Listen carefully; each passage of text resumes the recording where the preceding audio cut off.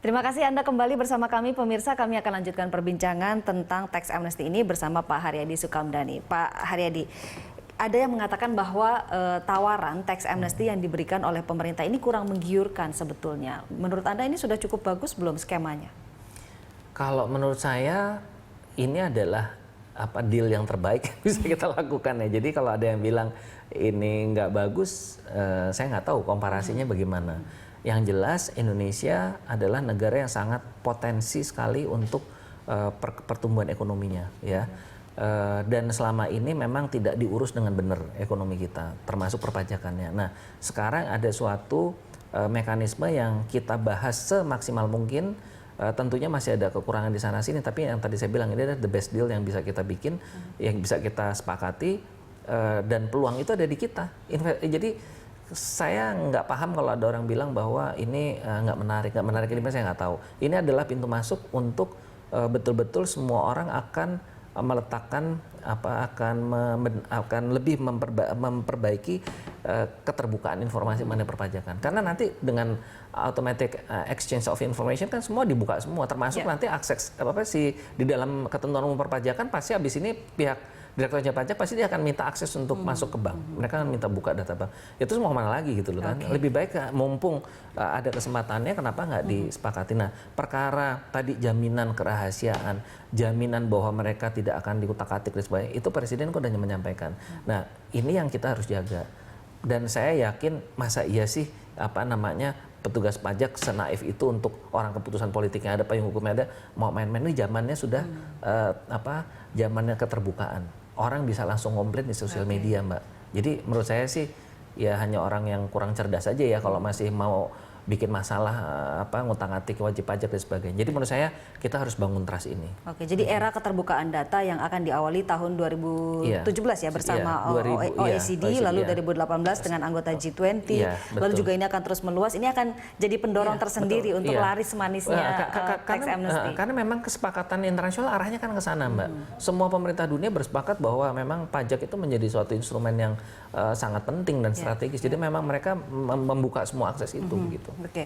Nah, ini Sri Mulyani juga pernah menyatakan bahwa semua menteri keuangan di dunia ini tengah mengejar setoran pajak. Jadi sebetulnya percuma menyembunyikan uang di berbagai negara.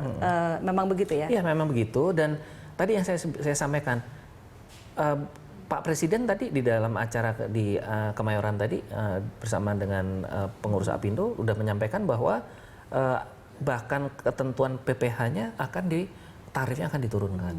Lalu PPN bahkan beliau berbilang tadi kalau memang harus diubah rezim sistemnya dari PPN menjadi GST misalnya atau sales tax, itu memungkinkan. Berarti apa? Berarti pemerintahan ini kan memang membuka peluang-peluang untuk meningkatkan daya saing kita gitu loh, Mbak. Jadi kan kalau kita pengusaha terutama pengusaha harusnya melihatnya wah ini opportunity nih karena tarif pajak yang mau diturunin dan sebagainya. Karena tadi saya kembali lagi, Indonesia tuh suatu wilayah yang sangat menjadi magnetnya investasi. Masa kita orang lokal sendiri kita malah kita nggak menjaga ini, malah kita kasih ke asing. Jadi tidak hanya menguntungkan bagi negara tapi bagi pengusaha itu juga sendiri. Tax amnesty ini menguntungkan. Betul, benar. Ini tadi saya bilang kita salah satu juga dari tax amnesty yang membuat juga akan terjadi keseimbangan baru.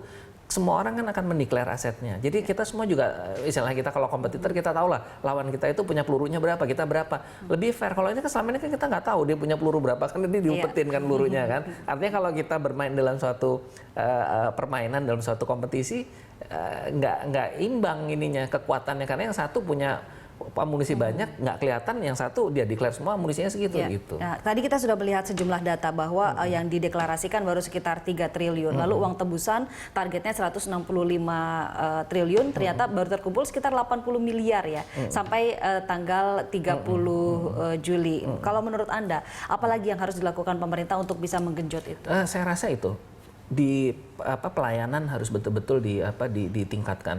Dan saya berharap bahwa keseriusan teman-teman di petugas pajak di lapangan ya yang langsung berhubungan sama wajib pajak betul-betul harus mendapatkan informasi yang sebaik-baiknya tentang semua ketentuan administrasinya, supaya tadi jangan sampai si wajib pajak itu menjadi merasa tidak yakin dengan ini presiden pernyataan presiden dengan kenyataan di lapangan berbeda. Nah ini bahaya nih. Nah itu satu ya. Jadi harus pemahamannya di lapangan harus baik, dan kedua kecepatan pelayanan.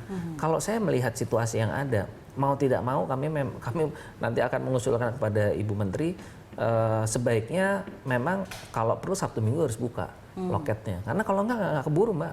Itu banyak loh. Ini semua apa yang kami simak dari pernyataan teman-teman tadi yang datang ya wajib pajak. Mereka semua pada proses sekarang ini menunggu ya tadi sosialisasi di jalan juga menunggu dan melihat efektivitas pelayanan di kantor pajaknya. Tapi kalau ini meyakinkan, mereka semua yakin bahwa ini betul dikerjakan, saya yakin pasti akan efeknya akan besar sekali. Tapi Anda optimistis nggak dana tebusan bisa sampai 165 triliun? Kalau 165 memang itu saya bilang tadi ya cukup challenging ya, karena sampai. Tapi kalau sampai 100 saya yakin. Antara 100 itu mungkin masih 100 mungkin lebih.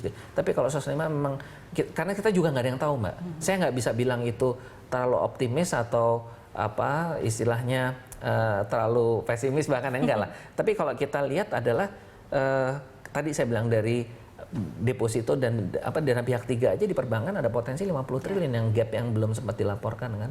Belum lagi yang deklarasi yang lain-lain yang aset dan repatriasi itu sendiri. Begitu. Baik Pak Haryadi, terima kasih banyak atas masukan dan juga kehadirannya di Berita Satu TV pada malam hari ini. Sukses selalu untuk Anda. Terima